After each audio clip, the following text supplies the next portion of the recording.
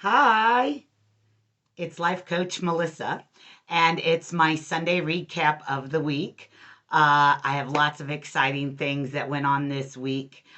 Some big goals that I'm trying to achieve have come through, and that's been exciting. But I want to talk about what we talked about in Minute with Melissa. The first week we did all about excuses.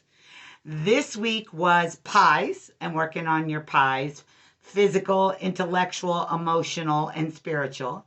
And now, when I life coach, those are things I help you work on. We find out what area, we brainstorm, we see what area you want to work on, and we get you a plan together. I've been doing this stuff for 48 years, and it has just blessed my life. Uh, Even when hard times come, I don't make bad choices so that I get all flustered. And I've got a lot of big things. I do have spring break coming up. I'm not sure if I'm going to have Minute with Melissa that week, but we'll see. I've been asked to travel. I might do some different things. I might stay home. Haven't decided yet. But this week was all about your pies, building your blocks. Now, remember, I always say if you're new to this, you can't do all four. You got to work on just one at a time or pick some areas that you can put together. Some of the habit books I've read, Atomic Habits is excellent, talks about stacking habits. Again, those are all things we can talk about in life coaching to get more specific. I just like to make a quick video of it. Now, this new week, as we're going on, we're going to talk about your thoughts and how you perceive your thoughts and how you talk to yourself and the story you tell yourself and how that impacts your life, and how you go forward to have an abundance, have joy, and just have all the things that you wanted. God meant for this life to be enjoyed, not to suffer. There's nowhere, we have moments we will suffer. And that's okay, because if you've built up what you need, those times you will understand you're learning a lesson. Uh, as I told you, I had a toothache, and I was trying to figure out what lesson that was to me instead of thinking, oh, I'm so horrible and why does this pain come? Well, I got that tooth pulled this week. So I'm thinking the lesson is sometimes you just got to get rid of things that aren't good for you. And I'm working hard on that because there's been a lot of joy in my life, and I just love sharing it with you guys. I want to talk about the books of the week that I've been reading. Of course, always my first is the Bible. I'm on like day 159. Again, this is on my personal page. Come over and join me. I have lots of great things I put on my personal page that I'd love to share with you. But this is my Bible. And I am on, I think, one day 160 now. I'd have to look it up, but that's all on my, I think after I'm done this year and I'm finished, I'm going to get a study guide and go back through it.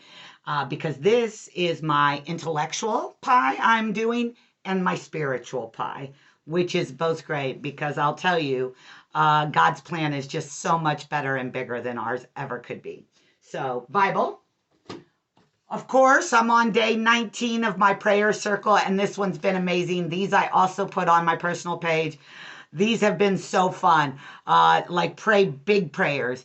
God doesn't want to just do little things. He wants to do great things. And these are things I've been praying for in my businesses and to help you guys and to get the information out there. So pray the big prayers. Don't be afraid. It says have the audacity to let God be God. So prayer circle. This was an excellent book. I don't know if you guys I finished this. Brian Burlsworth's story. He was in Indianapolis Colts. I will spoil it. It's a young man that lived a Christian life, was an amazing young man.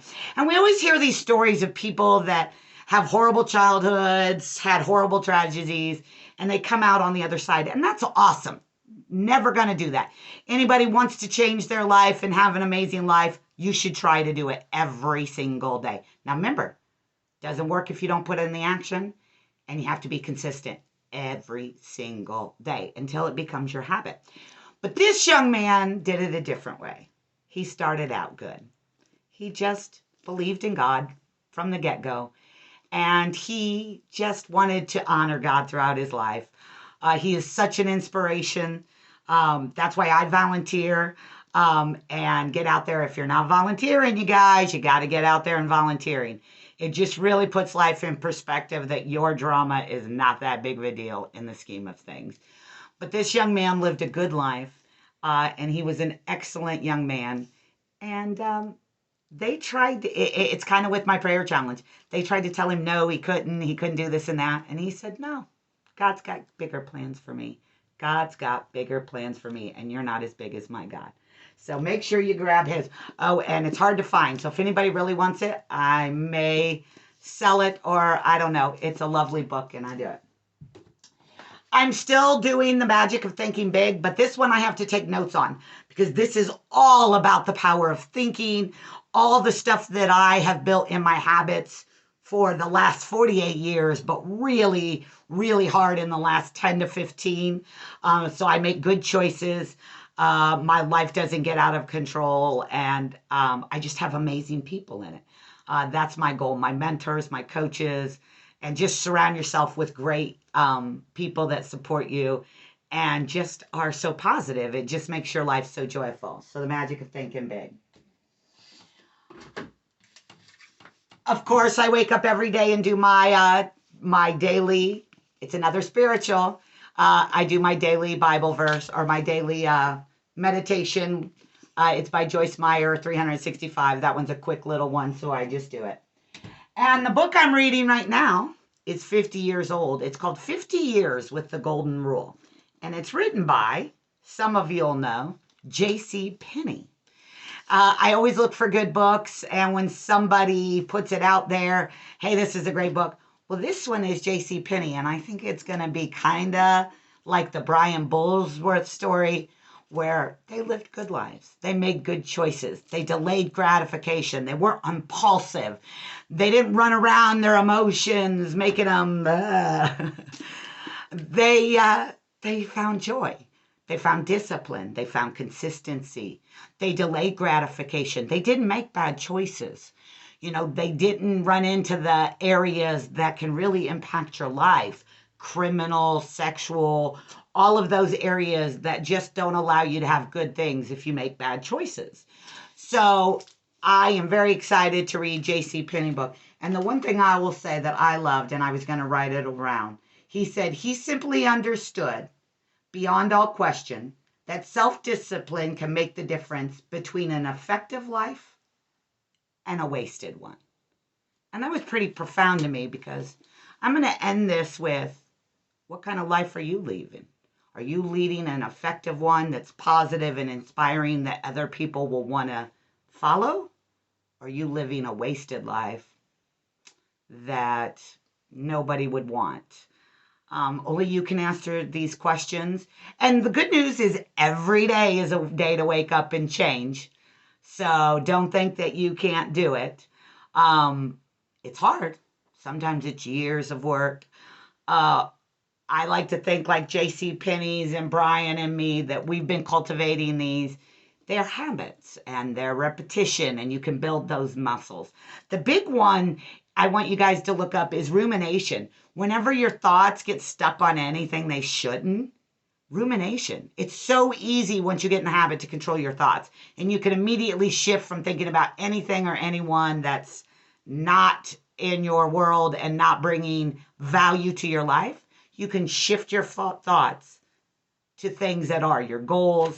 I take tons of notes. I journal.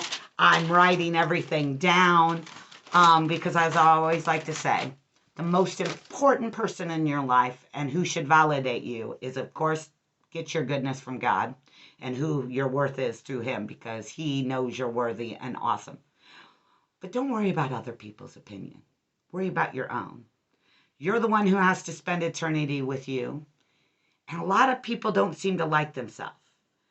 So it's hard to go out and like other people and give joy when you don't even like yourself. So the first person you need to work on is you.